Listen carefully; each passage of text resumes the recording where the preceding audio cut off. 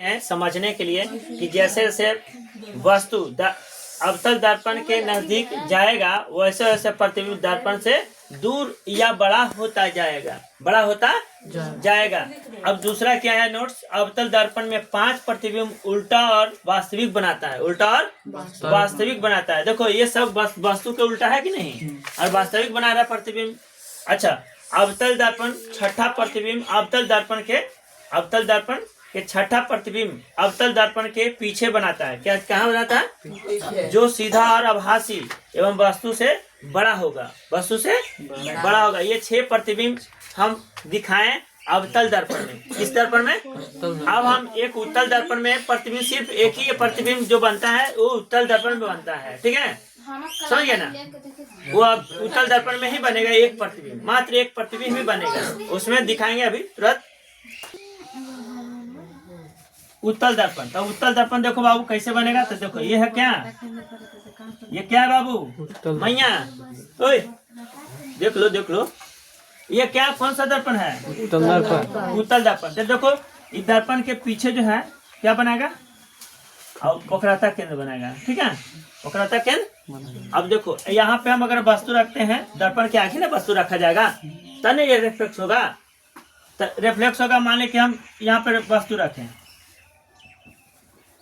तो वस्तु रखे तो यहाँ पर देखो वस्तु ये किरण जाती है तो रिफ्लेक्स होकर के ये ऐसे निकल जाएगा, समझ गया ना, निकलेगा ना, दर्पण से दूर होता जाएगा। अभी देखो यहाँ पे जब वस्तु रखे, मान लो कि ये हो गया ए और बी वस्तु, ए और बी वस्तु हो गया ना।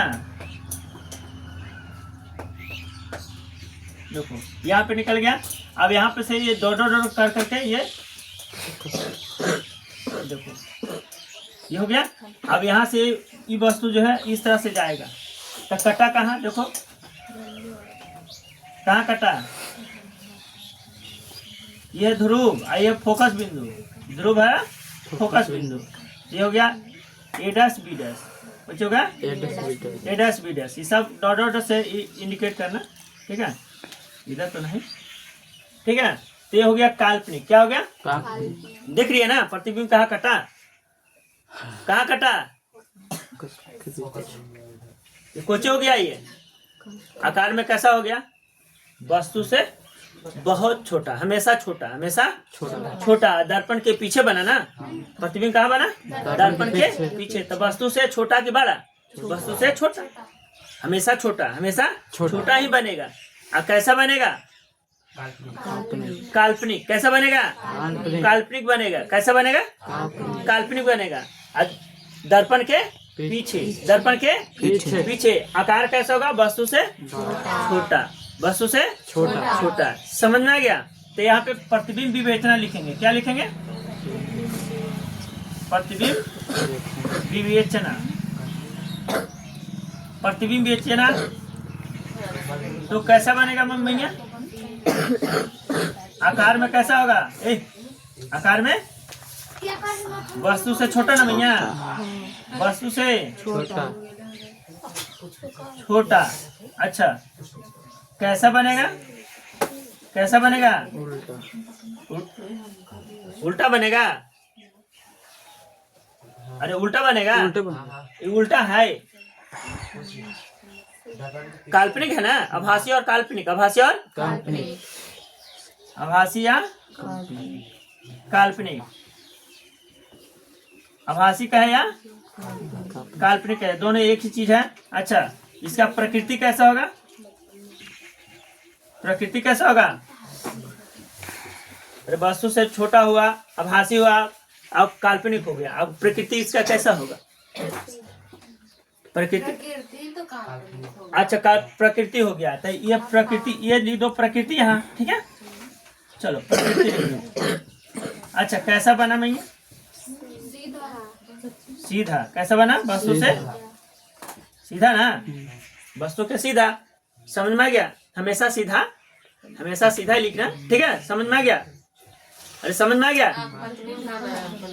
दर्पण के पीछे जो कटा यहाँ पे, ये देख रहा है ना, तो जैसे ये वस्तु गया बाबू, ये वस्तु है, वस्तु से प्रकाश गया तो दर्पण से रिफ्लेक्स होकर तो मुड़ गया, दर्पण से इधर मुड़ गया ना, तो मुड़ गया तो देखो, अब मुड़ने के दरमियान में देखो ये काल्पनिक जा रहा है, डॉट डॉट से जाएगा तो क्या आ जाएगा, काल्पनिक। प्रतीक मैंने बन रहा है या प्रतीत हो रहा है, या प्रतीत हो रहा है नहीं कि प्रतीत हो रहा है कि इस तरह से प्रतिबिंब दर्पण के पीछे बन रहा है, तो प्रतिबिंब इससे जाएगा ना सीधा, ये फोकस से होकर जाएगा, फोकस से होकर जाएगा। अब बताओ कि ये जो हम ध्रुव से निकाले किरण, ध्रुव से निकाले तो कहाँ कटा, कहाँ कटा, ध्रुव और फोकस के बीच कटा, तो कटा तो प्रतिबिंब है ना बना, प्रतिबिंब बना कि नहीं बना, तो प्रतिबिंब जहाँ कटता है वहीं पर ना प्रतिबिंब बनता है, तुमको पहले बता चुके हैं। तो अवतल दर्पण में, उत्तल दर्पण में सिर्फ एक ही प्रतिबिंब बनता है, जो प्रतिबिंब विवेचना लिखते हैं आकार कैसा वस्तु से छोटा, प्रकृति आभासी और कैसा होगा तो सीधा, कैसा होगा तो सीधा। समझ में आ गया?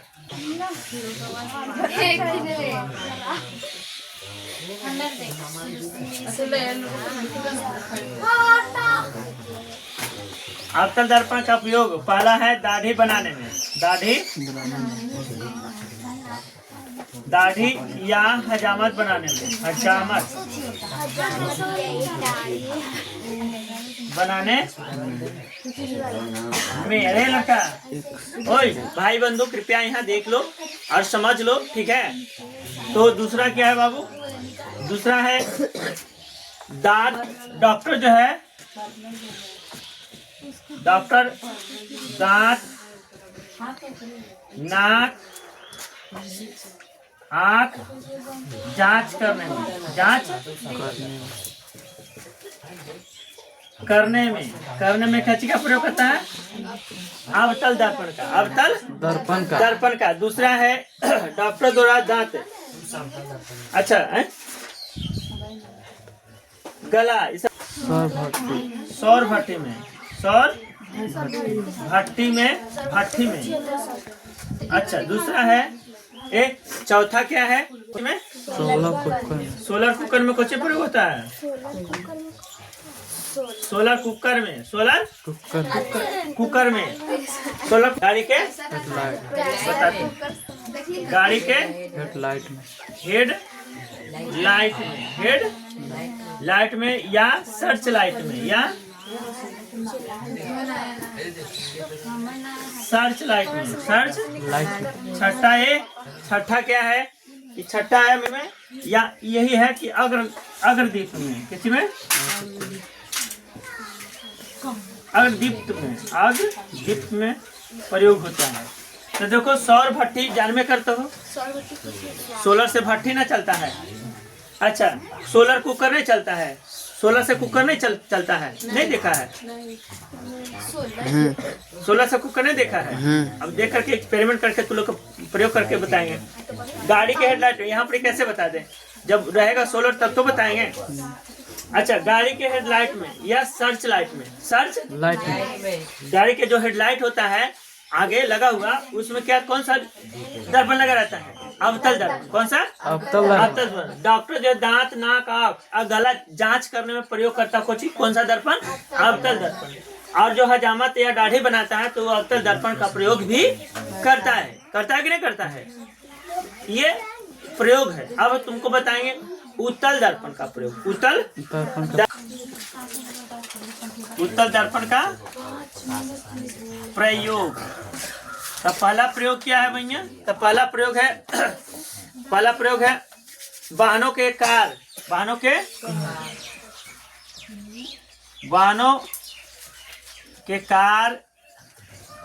वाहनों के कार हो गया, मोटर कार हो गया,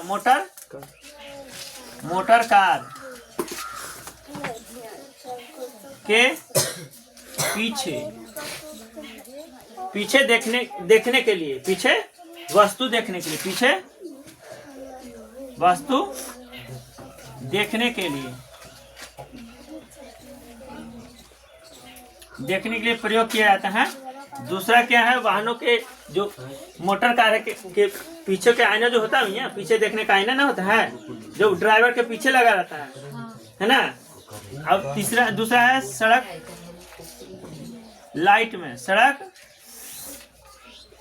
लाइट में कौन सी का प्रयोग किया जाता है, उत्तल दर्पण का। कौन सी का? उत्तल दर्पण का। कौन सी का? उत्तल दर्पण का। ठीक है, कौन सी का प्रयोग किया जाता है? तो यही दो प्रयोग है जो उत्तल दर्पण प्रयोग किया जाता है। ठीक है, बता रहे बाबू, दर्पण सूत्र पहला है कि 1/v plus 1/u is equal to 1/f। इसका मतलब हम नीचे बताएंगे। दूसरा सूत्र है ए फॉर आर में संबंध, ए फॉर आर में संबंध, ए फॉर आर में देखो एफ बराबर r/2 हो भाई, r/2 या करके या r बराबर 2f, r बराबर 2f, r बराबर। तीसरा क्या है बाबू कि आवर्धन में सूत्र बताते हैं। आवर्धन का होता है अंग्रेजी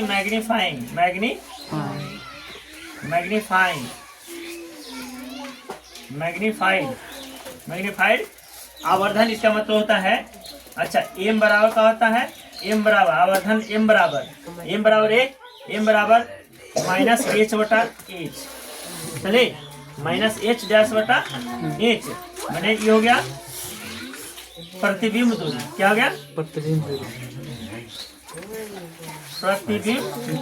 दूरी। निचला हो गया वस्तु दूरी। क्या हो गया? वस्तु दूरी।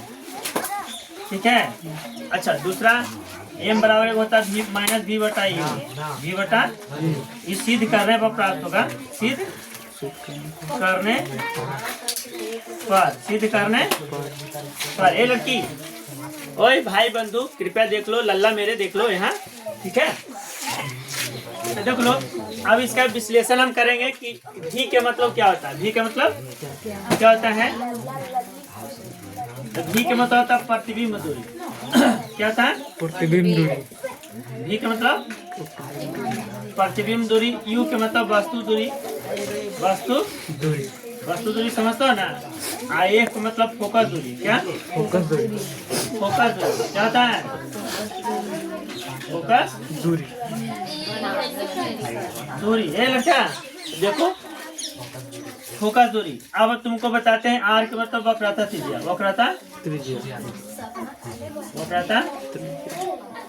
त्रिज्या। अच्छा r के मतलब हो गया, f के मतलब हो ही गया, m के मतलब जान ही रहे हो मैग्नीफाइड।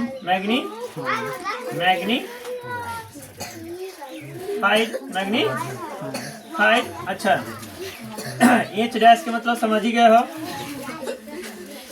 प्रतिबिंब दूरी। h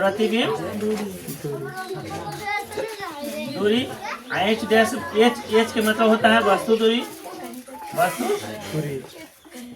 दूरी। अच्छा अब v के मतलब जान ही रहो, प्रतिबिंब दूरी बताए हैं, वस्तु दूरी बताए हैं। ठीक है, कोई दिक्कत? अच्छा अब हम दर्पण में ले चलते हैं कि p के मतलब क्या होता है। p के मतलब ध्रुव। क्या होता है? ध्रुव होता है। क्या होता है? अच्छा बड़का f मतलब कोची फोकस बिंदु। क्या? फोकस बिंदु। अच्छा c के मतलब वक्रता केंद्र। क्या? वक्रता केंद्र। c के मतलब वक्रता केंद्र। समझ में आ गया?